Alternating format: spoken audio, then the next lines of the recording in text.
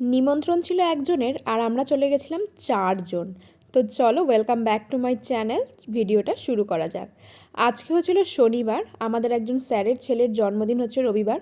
তো সেই উপলক্ষে কিন্তু আমাদের পার্থ স্যারের নিমন্ত্রণ ছিল, আর পার্থ স্যার আমাদেরকে সাথে করে সেখানে নিয়ে গেছিলো, একা যাবে না বলে। তো দেখো এখানে কিন্তু প্যান্ডেলের কাজ চলছে, এই প্যান্ডেল দেখেই আমরা মূলত বাড়িটা চিনতে পারলাম। আর তোমরা হয়তো ভাবছো যে এই আবার কীরকম বিনা নিমন্ত্রণে চলে গেছি।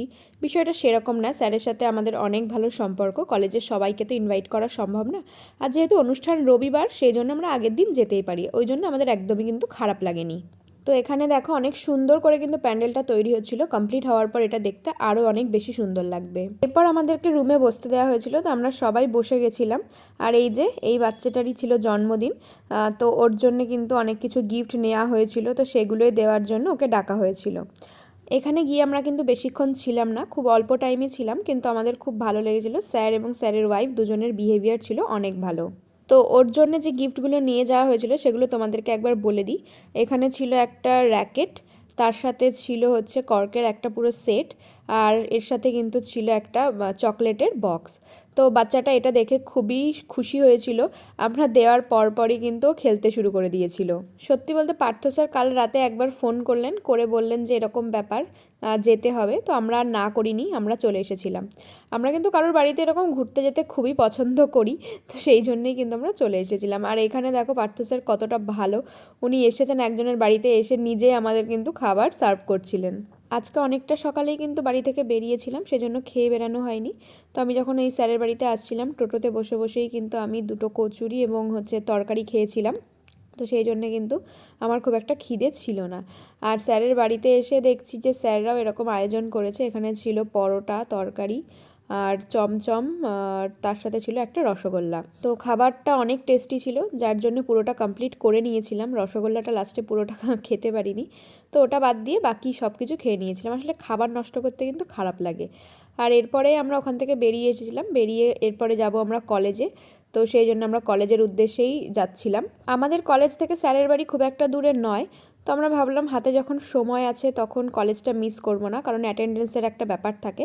তো আমরা কলেজে গেছিলাম কিন্তু অ্যাটেন্ডেন্স দেওয়ার জন্যই। তারপরে কলেজ করে বাড়ি যাব। কলেজে যাওয়ার সাথে সাথে স্যার ম্যাডামরা জিজ্ঞাসা করছিলেন যে তোমরা আজকে এরকম সেজেগুজে কেন এসেছো। তো ওনাদেরকেও কারণটা বললাম, ওনারাও বুঝলেন। এখানে অঞ্জলির অবস্থাটা দেখো, ওর কাজই হচ্ছে এরকম। আর আমরা এখানে বসেছিলাম রোদে চেয়ার নিয়ে, ওইদিকে ক্রিকেট খেলা হচ্ছিল, সেখান থেকে বল এসে পড়েছে আমাদের কাছে। আমরা বলছিলাম যে বল আর দেওয়া হবে না, তোরা ওইদিকে গিয়ে খেল অন্য বল নিয়ে। এর মধ্যে আকাশ চলে এসেছিলো, আকাশ এসে অঞ্জলির ফোনটা নিয়ে নিয়েছে, ফোন নিয়েও গেল। আর যেতে যেতে বলছে যে বল যদি না দেওয়া হয় তাহলে এই ফোনটাকে এবার বল বানিয়ে খেলা হবে। তার কিছুক্ষণ পরেই দেখো এই যে শুরু হয়ে গেছিলো মেয়েদের দড়ি টানাটানি খেলা।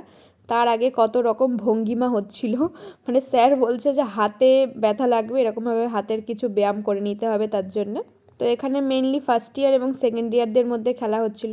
তো প্রথমেই দেখো ফার্স্ট ইয়াররা কিন্তু হেরে গেছিলো, মানে সেকেন্ড ইয়াররা এমন টান দিয়েছে যে ওরা সবাই দড়ি ছেড়ে দিতে বাধ্য হয়েছে।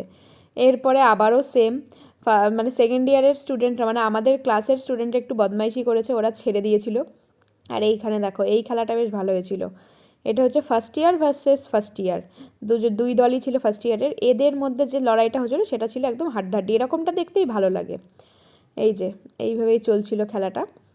তো তারপরে কিন্তু আমি হাজব্যান্ডের সাথে বাড়ি আসছিলাম, আজকে শনিবার বলে তাড়াতাড়ি কলেজটা ছুটি হয়ে গেছিলো, তো দুজনে একসাথেই বাড়ি ফিরছিলাম। আর এই রাস্তাটা হচ্ছে আমাদের বাড়ির থেকে খুব বেশি দূরে নয়, মানে এই রাস্তা দিয়ে আমাদের বাড়িতে যেতে হয়। যাওয়ার অনেক রাস্তা আছে, কিন্তু এই রাস্তাটা দিয়ে যেতে খুবই ভালো লাগে। এরকম হালকা রোদ ছিল, তো ভালো লাগছিল।